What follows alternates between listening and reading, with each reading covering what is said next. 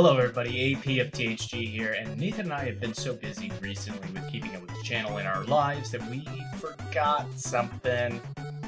We have been on YouTube now over 3 years. The beginning of June was our 3-year anniversary, and to kind of celebrate, we wanted to do something a little special, so we wanted to give you a brief history of THG and let you guys ask us some questions, so we're going to do that today. I'm not going to get to everybody's questions. I really appreciate you answering on the Facebook and Twitter. It's just not going to be possible for me to get to all of them, but we do appreciate your replies, and thank you guys so much for the support. So let's dig right in. First question, when did the two of you guys meet? Were you always great friends? We met when I was in college. The girl I was dating at the time knew Nathan. He lived the next town over from where I went to college, and we met at a concert, I believe, and kind of hit it off the bat pretty much immediately. We were pretty good friends. We hung out as much as we could, living in separate towns. And then he moved to Chicago, which made me very sad because I couldn't see him anymore. I finished up at school, and Nathan had offered to let me move into his apartment with him in Chicago if I wanted to move down there. That was kind of always my goal, too, to move to Chicago eventually, so it just seemed like a perfect plan to me. It seemed like it would make sense. And I remember one day out of the blue, Nathan messaged me on Facebook chat and said, "Hey, when you move to Chicago, can we make a YouTube channel together?" I didn't know at the time what type of YouTube channel or what we were going to be doing, but I said, yeah, absolutely. I always appreciated Nathan's humor. I thought we had a good, dynamic going, so I thought that would work out.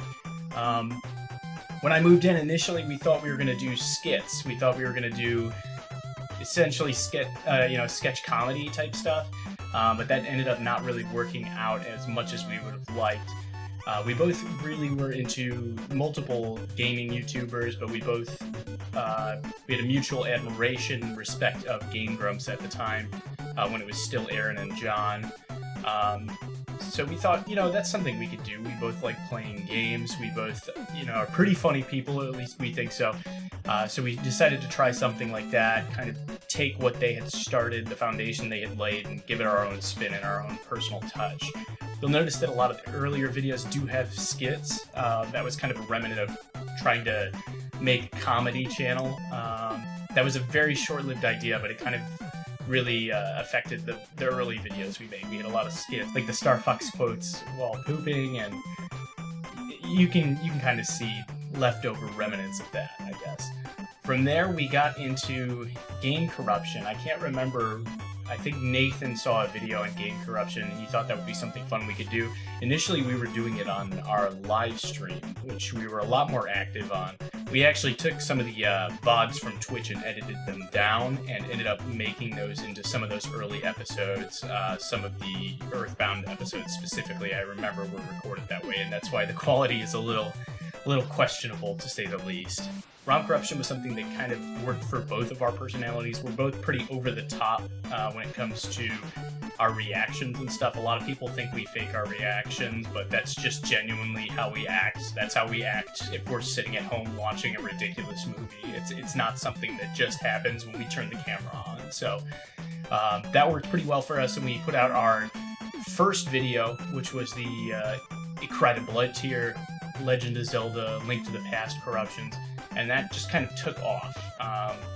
That, I think, was the first time we realized we could really do something with this, and that we could make something fun that we enjoyed making, and other people would enjoy it as well. That's still, to this day, is our most viewed video. Nanolin is catching up pretty quickly, but that was kind of the beginning of it. If you could only play one game for the rest of your life, what would you both pick? So I don't know if we're supposed to both pick a game together, or if you wanted to know what each of us would pick. Nathan's choice was Star Fox 64. If we both have to choose a game together, I would agree with that. That's a pretty solid game. For my individual game that I would play for the rest of my life, it would probably be Skyrim. Skyrim, maybe. Something big and open that I can explore and kind of roleplay different types of characters. I guess that's the first thing that comes to mind, so I'll go with that. How many eggs could you hold in your mouth at once? Nathan's answer for this question is 0. My answer would have to be 2 to 3, depending on if they're scrambled. What was your favorite gaming system you have ever owned? PC doesn't count. Nathan's answer for this would have to be the Wii U. I know he's a big fan of it. I like the Wii U as well. I feel like it gets a bad rep for what it actually offers. My answer, my favorite one that I had ever owned, nostalgia makes me want to say Nintendo 64, but I know I spend more time actually playing the Nintendo GameCube, so I would have to go with that, I think. Why aren't there more episodes with that Mario Bill guy? He was swell. This question, of course, asked by Mario Bill himself. Mario is a friend of mine I met in college. He lives in Chicago as well, so it kind of just felt natural when we wanted to do the fake out APs leaving thing to kind of move him in. We had always planned on bringing him on for like some 3-player games. I know at one point we were going to try and play like a Bomberman tournament type game. And I'm terrible. I'm awful at Bomberman. So that wouldn't have been very entertaining. So we were going to bring in Mario, who's a lot better than I am at that game.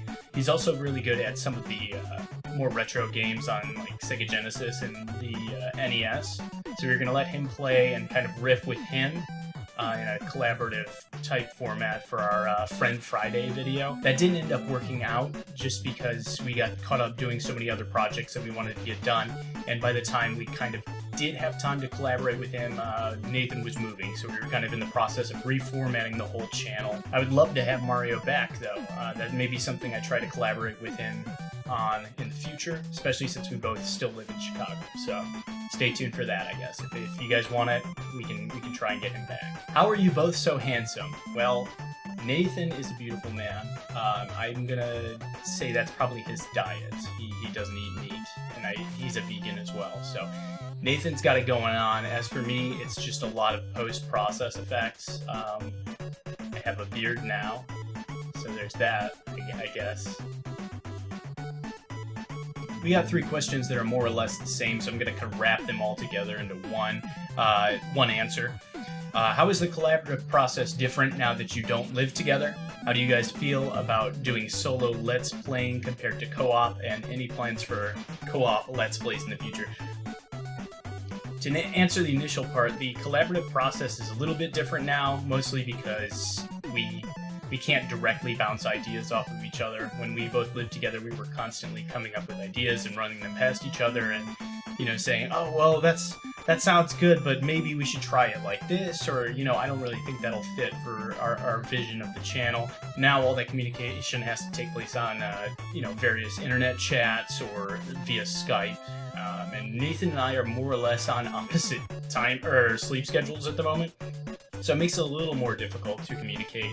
But we do have a few hours of overlap. He works during the day. I work mostly in the evening and at night, so it makes it a little tricky to communicate. But basically, just more or less, it's still the same. We still come up with ideas, run them past each other. The only thing that has changed is now we're doing more solo Let's Plays compared to the co-op. That transition, I think I speak for Nathan and myself both when I say that we are more comfortable doing co-op Let's Plays. It gives you an option, or it gives you an opportunity to come up with ideas and have another person react. That kind of continues the train of thought, as opposed to having to carry the entire commentary by yourself. Also, if there's any awkward pauses, Nathan was always really good about jumping in with something, even if it was just an anecdotal story or an aside comment. And I kind of tried to do the same for him as well. So that, I think, is the biggest difference, is just trying to learn how to carry solo commentary on our own. I feel like we have gotten better at it. Nathan, I think, is doing an excellent job. I still have some work to do to get more comfortable with it and become more efficient at it, but I both think we're adapting pretty well. Co-op Let's Plays are something we always want to continue when the opportunity arises, meaning if Nathan is in Chicago or if I go visit him in Nebraska, we will record at least a few episodes of something. Usually it'll be one-off games, just to try and get through that and get some new varied content for you guys.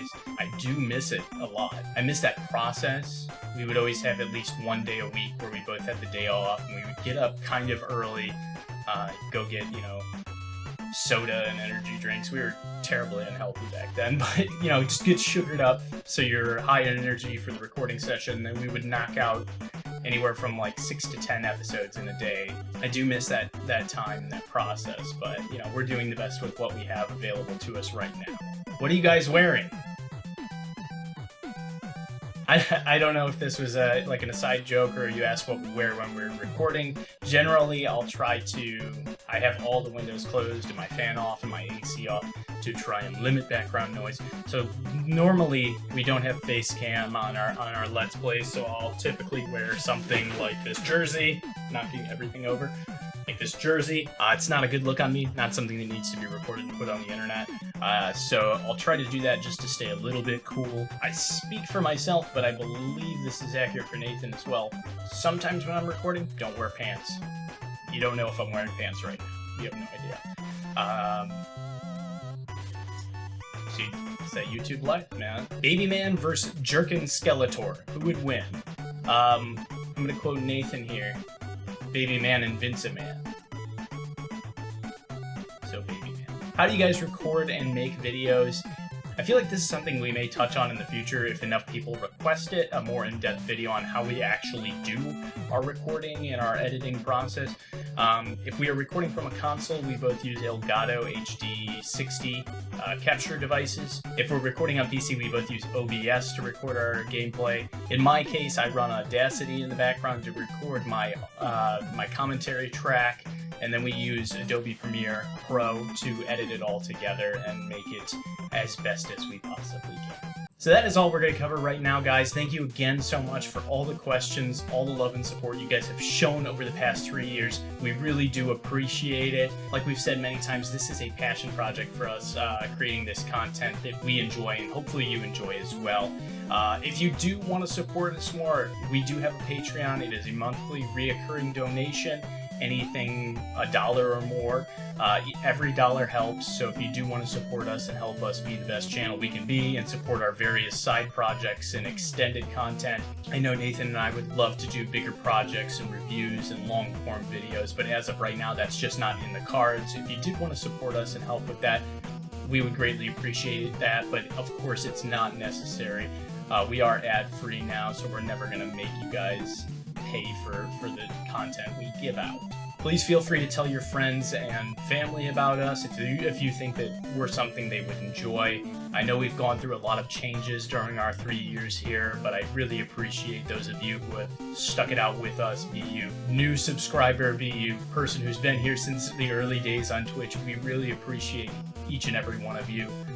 Thank you so much, and I'm really excited to see what the future holds for us. Thanks again, guys. Bye-bye.